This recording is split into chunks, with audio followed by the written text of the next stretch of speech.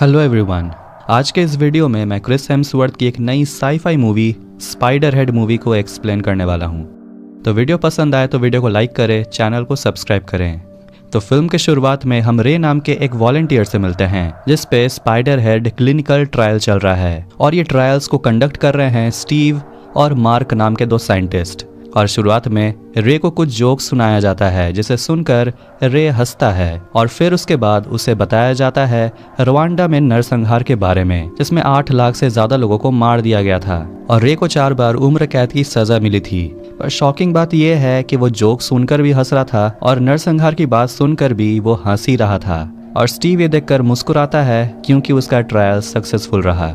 अब अगले दिन हम फिर से उसी साइंटिस्ट स्टीव एबनेस्टी को देखते हैं जो स्पाइडरहेड रिसर्च सेंटर पहुंचता है जहां बहुत सारे वॉलंटियर्स होते हैं जिन पर स्टीव अपने दवाई को टेस्ट करने वाला है। और स्टीव एक वॉलंटियर जेफ के ऊपर एक दवाई टेस्ट करता है। उस दवाई का नाम है N40 और जेफ को ब्लाइंड फोल्ड करके कहीं ले जाया जाता है और हर वॉलंटियर के शरीर पे एक डिवाइस जिसे मोबी पैक कहते हैं लगाया जाता है जिसके मदद से वॉलंटियर के शरीर में दवाई को इंजेक्ट कर दिया जाता है। अब उसी डिवाइस से दवाई को इंजेक्ट करने के बाद जब जेफ अपना ब्लाइंड फोल्ड हटाता है तो उसे सब कुछ कलरफुल जैसा दिखता है और जेफ एक लड़की लिजी के बारे में सोचता है जिसे जेफ पसंद करता है और दोनों इसी दवाई के बारे में बात कर रहे होते हैं। स्टीव जेफ से पूछता है कि तुम्हें कैसा लग रहा है। जेफ कहता है यहाँ सब कुछ बहुत खूबसूरत है। जेफ को वापस रिसर्च सेंटर लाया जाता है और जेफ अपने रूम में अकेला बैठा होता है और एक फ्लैशबैक को देखता है जिसमें जेफ अपनी गर्लफ्रेंड के साथ एक पार्टी एंजॉय कर रहा था और उस पार्टी से जब वो निकलता है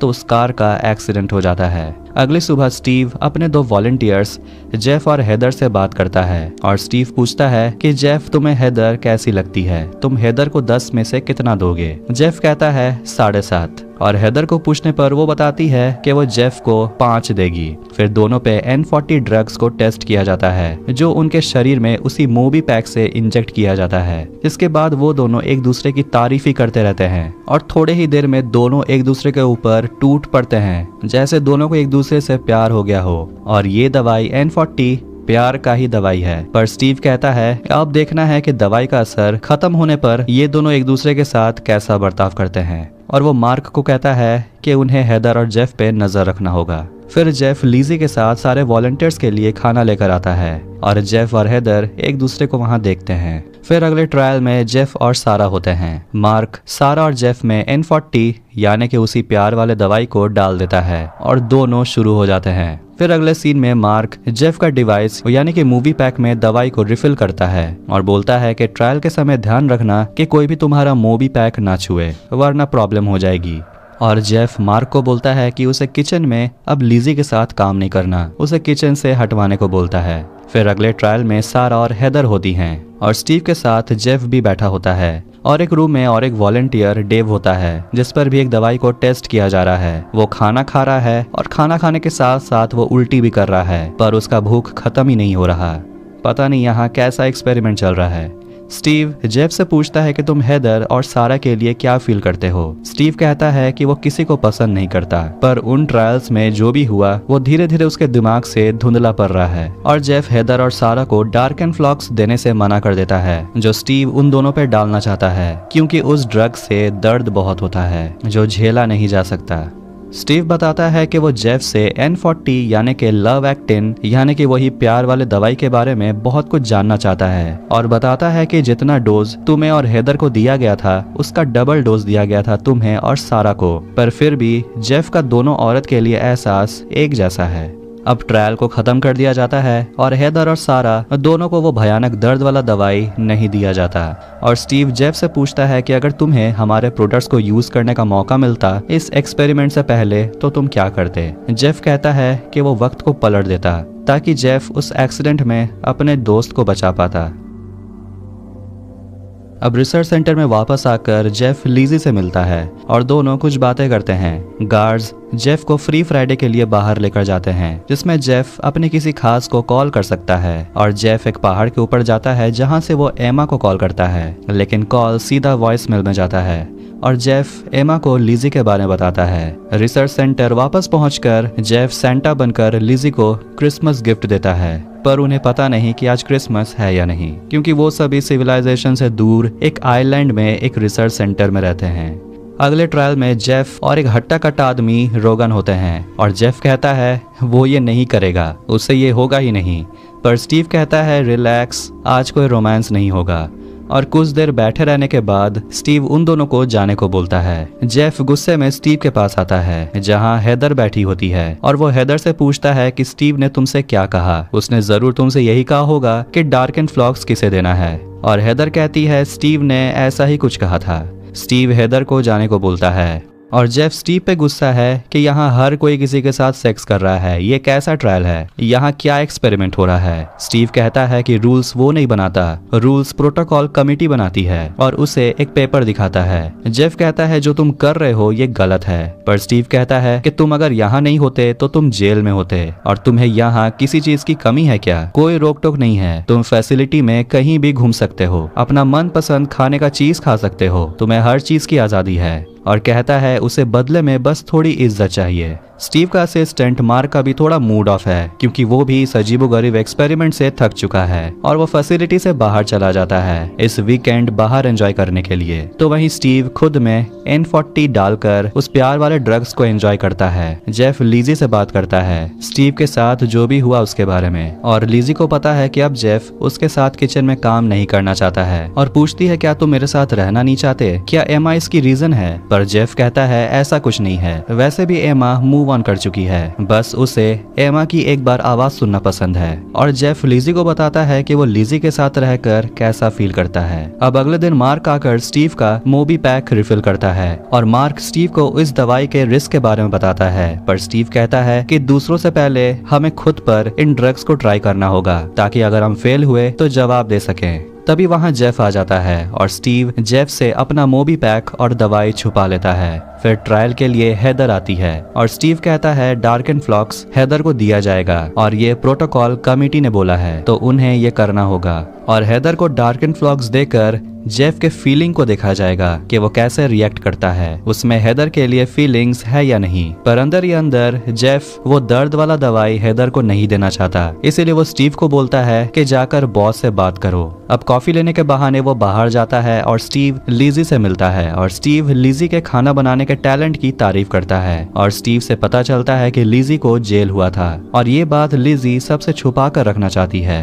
अब स्टीव वापस आता है पर उसने फोन तो किया ही नहीं और वो जेफ को बोलता है कि उसने बॉस से बात किया पर वो नहीं माने और वही करना होगा जो उन्हें कहा गया है। इसलिए जेफ की परमिशन लेकर हेदर में डार्कन फ्लॉक्स इंजेक्ट कर देता है, जिसके बाद हेदर की हालत खराब होने लगती है और ये देखकर जेफ को ठीक नहीं लगता। पर अचानक से डोज ओवरफ्लो होने लगता है और मार्क देखता है कि वो डोज को कंट्रोल ही नहीं कर पा रहा, डिवाइस बंद ही नहीं हो रहा और मार्क को स्टीव अंदर भेजता है हेदर के पास और हेदर अंदर बहुत वायलेंट हो जाती है और वो खुद को मार देती है, जिसे देखकर स्टीव और मार्क हिल जाते हैं। अब स्टीव बाहर जाता है और हड़बड़ी में स्टीव के पॉकेट से चाबी गिर जाता है। स्टीव अंदर जाता है और जेफ वो चाबी उठाकर स्टीव के ड्रॉयर को खोल लेता है और एक लेटर हेड में नाम देखता है एब्नेस्टी फार्मास्यूटिकल, जो कि स्टीव का सरनेम है, मतलब ये कंपनी स्टीव का ही है, कोई बॉस नहीं है। और उसे एक बिंगो कार्ड मिलता है जिसमें बिंगो लिखा है और उसके नीचे बहुत सारे नंबर्स हैं और स्टीव ने दवाई का नाम भी इसी पर रखा है। स्टीव अपने जगह पर आता है और जेफ जल्दी से ड्रॉयर को लॉक करके चाबी नीचे ही फेंक देता है। स्टीव चाबी को उठा लेता है और वो जेफ को बोलता है इसमें तुम्हारी गलती नहीं है।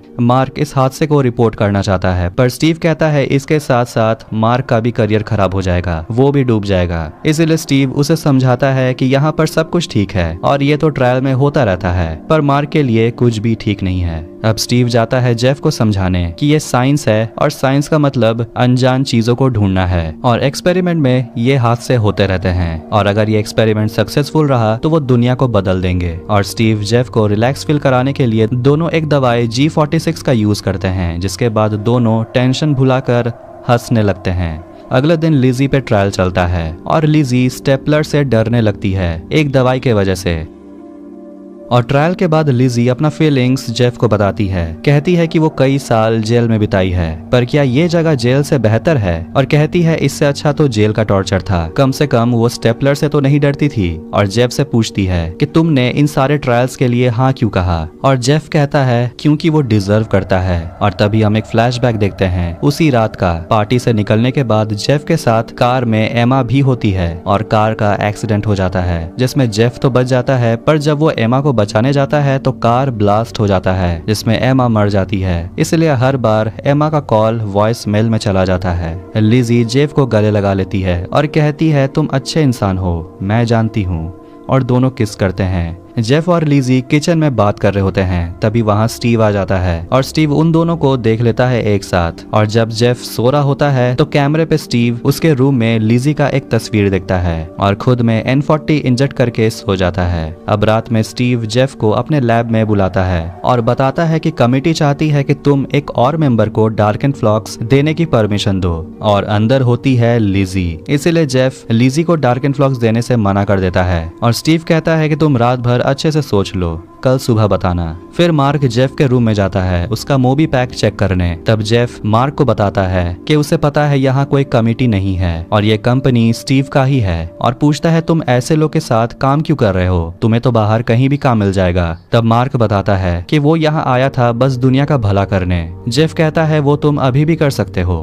अगली सुबह जेफ स्टीव के पास जाता है, पर वहाँ मार्क नहीं होता। स्टीव कहता है उसका तबीयत खराब है और आज लिजी पे वो ड्रग ट्रायल होने वाला है, उसी भयानक दर्द वाले ड्रग्स का। पर जेफ कहता है वो नहीं करने वाला, वो लिजी को डार्कन फ्लॉक्स नहीं देगा। ये सुनकर स्टीव गुस्सा हो जाता है और पूछता है तुम ये क्यों कर रहे हो, तुम लिजी से प्यार करते हो। ये जानकर कि लिजी जेल में थी, पर वो जेल में क्यों थी ये जानकर तुम उसे प्यार नहीं करोगे। पर जेफ कहता है वो जानना भी नहीं चाहता, और स्टीव लिजी को बोलता है बताने कि आखिर तुम जेल क्यों गई थी। और लिजी कारण बताती है कि उसके वजह से उसके 9 महीने की बच्ची मर गई थी, और वो जेफ को बोलती है कि तुम ये एक्सपेरिमेंट करो क्योंकि ये मैं डिजर्व करती हूँ। और वो चिल्लाने लगती है मुझे वो दवाई दो, और जेफ वो दवाई रिलीज कर देता है। पर अचानक से स्टीव हंसने लगता है, और ये स्टीव को भी नहीं पता ऐसे सीरियस सिचुएशन में वो हंस क्यों रहा है। और फिर पता चलता है कि जेफ स्टीव के मोबी पैक को कंट्रोल कर रहा है, और जेफ स्टीव में डार्कन फ्लॉक्स रिलीज कर देता है। और जेफ बताता है कि मार्क पुलिस को बुलाने गया है, उसका तबीयत खराब नहीं है, और बताता है कि तुम हम पर B6 टेस्ट कर रहे थे, और ये दवाई यानी कि B6